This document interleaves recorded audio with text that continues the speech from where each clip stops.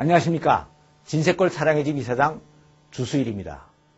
사람들은 결혼을 하여 가정을 이루는 이유에 대하여 대충 다음과 같이 설명들을 합니다. 첫째가 인간의 정신적, 육체적 필요와 욕망을 채우기 위한 것이고, 둘째가 생육하고 번성하여 대를 잇기 위한 것이고, 세 번째는 생활의 편의를 위한 것이라는 것입니다. 그런데 이것은 바로 하나님께서 가정제도를 만드신 목적이고 모든 가정에서 꼭 이루어져야 할 가정의 기능이기도 한 것입니다. 그래서 오늘은 위의 세 가지 목적 중에서 가장 중요한 첫 번째 목적에 대하여 한번 생각을 해보겠습니다. 모든 인간이 다 바라는 소원이 하나 있는데 그것은 바로 행복입니다. 인간은 이 행복 때문에 이 행복을 위하여 살아가고 있습니다. 인간이 행복해지기 위해서 꼭 체험을 받지 않으면 안 되는 필요 중에서 웬만한 것들은 대부분 사회생활을 하면서 다 밖에서 채울 수가 있습니다. 그러나 가정 밖 외부에서는 도저히 채울 수가 없는 것들이 있습니다. 이것은 인정과 사랑을 받고 싶어하는 중요감이나 또는 소속감이나 성적인 욕망 같은 깊고 세밀한 것들입니다. 그래서 이것들은 가정 안에서 아주 가까운 부모 자식지간이나 부부관계 안에서만 채우게 돼 있고, 또 이것까지 다 채우고 나면 정말 수준 높은 행복감을 느낄 수가 있게 되는 것입니다. 사람이 태어나면 부모가 계시고 형제가 있고, 커서 학교에 가면 친구가 있고, 직장에 가면 동료들이 있습니다. 그러니까 인간은 자기 혼자서 살아갈 수가 없고 반드시 그 어떤 조직의 일원으로서만 그 조직에 속해서 살아가게 되어 있습니다. 그래서 인간은 선천적으로 어느 조직에 속해야 정신적인 안정감을 느끼고 자신의 정체성과 소속감을 갖고 궁극적으로는 행복해질 수가 있는 것입니다. 그런데 이 조직의 기초가 바로 가정이고 이 가정의 중심에 바로 부부가 있습니다. 그러니까 남자와 여자는 성장을 하면 배우를 찾아서 연합을 하여 가정을 이루게 되고, 이렇게 연합함으로써 자녀들을 낳아 아버지가 어머니가 되어서 위의 모든 필요들을 채우게 되는 것입니다. 이렇게 되면 또 자연적으로 생육하고 번성하여 대를 잇는 가정의 두 번째 기능과 사회 기본 조직을 만드는 세 번째 기능까지도 다 성취되게 되어 있습니다. 그러니까 첫 번째 목표의 성취는 두 번째, 세 번째 목표의 성취의 원동력이 됩니다. 그래서 하나님께서 인간을, 가정을 이루게 하신 첫 번째 목적은 남녀가 사랑으로 연합하여 하나됨을 이루게 하는 속에서 높은 수준의 행복을 누리게 하시려는 것이고, 이것은 그 어느 다른 목적보다도 중요한 것입니다. 가정을 가진 많은 사람들이 자기의 인생에서 가장 행복했던 순간을 얘기하라고 하면 자신의 결혼식 장면들을 얘기합니다.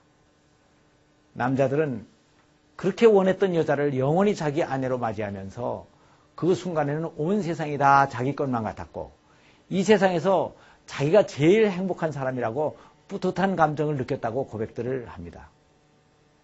그리고 여자들은 평생 자기를 사랑해줄 남자를 받아들이므로 앞으로 인생의 행복을 보장받았다는 안정감을 느꼈다고 얘기를 합니다.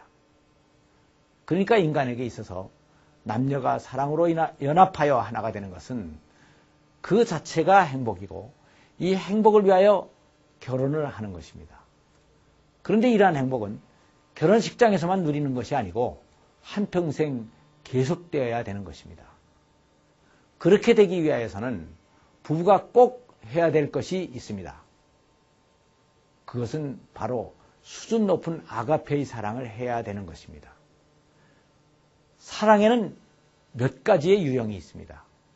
첫째가 에로스적인 사랑입니다. 이것은 남녀가 처음 만날 때 성적인 매력이나 신비감을 통해서 자연적으로 느껴지는 사랑입니다. 그러니까 이런 사랑을 하는 데에는 그렇게 많은 노력이 필요하지가 않습니다. 오히려 너무나 강력해서 웬만한 이성이면 다 좋아지고 또 너무 좋아지기 때문에 적당히 억제할 필요가 있는 사랑입니다. 그러나 이것은 세월이 가고 나이가 들면 아무리 노력을 해도 차츰 식어지게 되어 있습니다. 다음 두 번째는 필로스적인 사랑이라고 얘기를 합니다. 이것은 친구들 간의 우정과 같은 것으로 공동의 이해관계를 가지고 서로를 도와주는 사랑을 말합니다. 이것은 어느 정도 의리를 지키는 노력이 들어가긴 하지만 서로에게 도움이 되고 취미가 통하면 동료의식을 가지게 되니까 별로 노력을 안 해도 그런대로 오랜 동안 유지될 수가 있습니다. 다음 세 번째는 바로 아가페적인 사랑입니다. 이것은 희생적인 사랑으로 인격적인 선택과 의지적인 요소가 많이 들어있기 때문에 전인격적인 사랑이라고 얘기하기도 합니다. 혹자는 이러한 사랑은 예수님께서 죄인인 인간을 선택하시어 희생적으로 사랑해 주신 것에서 볼 수 있기 때문에 신적인 사랑이라고 얘기하기도 합니다. 그래서 이 신적인 사랑을 하나님만 할 수 있는 것이라고 오해를 하기도 하는데 사실은 이 아가페적인 사랑은 하나님께로부터 나오기는 하지만 꼭 하나님만 하시는 것이 아닙니다. 인간들도 해야 되는 것입니다. 그런데 이것을 잘할 수 있는 첫 번째 대상이 바로 부부지간이고 부모 자식지간입니다. 가정 밖에서 이런 희생적인 사랑을 하면 자기는 늘 손해를 볼 수밖에 없습니다. 그러니까 이기적인 본성을 가지고 있는 인간들은 이런 사랑을 할 수가 없는 것입니다. 그러나 가정 안에서는 내가 희생을 하고 손해를 본다고 하더라도 그 이익을 가져갈 사람은 배우자나 자식들 뿐입니다. 그러니까 여기서는 아가페적인 사랑을 어느 정도 할 수가 있게 됩니다. 성경은 부부관계는 벌거벗었어도 부끄러워하지 않는 가장 가까운 인간관계라고 말을 하고 있습니다. 그래서 자신의 이기적인 모습이나 약점들이 있는 그대로 다 노출되게 되어 있습니다. 그리고 부부 사이에는 남녀의 차이, 개인 성격의 차이, 자라나온 가정 환경의 차이 등의 차이점들이 많이 있기 때문에 평생 같이 살려면 심각한 갈등을 느낄 수밖에 없게 되어 있습니다. 그런데 이 갈등의 본질은 자기와 같지 않은 것에 대한 이질감과 또 상대방의 약점 때문에 나오는 손해를 같이 당하지 않겠다는 이기심으로부터 나오는 것입니다. 그러니까 이러한 갈등이 있는데도 부부가 행복하게 잘 살아가려면 이러한 모든 약점을 다 수용하고 감싸주는 아가페적인 사랑을 해야 되는 것입니다. 만일 부부가 이런 사랑을 할 수 있다면 이러한 갈등들은 오히려 서로의 사랑을 확인하고 또 더 수준 높은 행복을 누릴 수 있게 하는 전화위복의 좋은 기회가 될 수 있는 것입니다. 감사합니다.